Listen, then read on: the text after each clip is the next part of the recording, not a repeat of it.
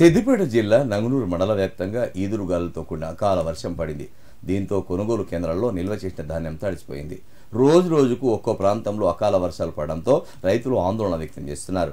ఆరబెట్టిన ధాన్యం తడవడంతో రైతులు గగ్గోలు పెడుతున్నారు. వర్షం ధాటికి నిల్వ ఉంచిన ధాన్యం కాస్త తడిసి ముద్దయిపోయి వర్షం దాటికి కొట్టుకుపోయింది. గాలి దుమారంతో కురిసిన వర్షం కారణంగా తెంపేందుకు సిద్ధంగా ఉన్న మామిడికాయలు నేలరాలాయి. కూరగాయల పంటలకు కూడా నష్టం వాటిల్లిందని రైతులు తెలిపారు. అక్కడక్కడ ఈదురుగాళ్ల దాటికి చెట్లు విరిగాయి.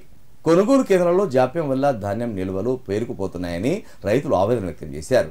అకాల వర్షానికి తడిసిన ధాన్యాన్ని ప్రభుత్వమే కొనుగోలు చేయాలని రైతులు విజ్ఞప్తి చేశారు.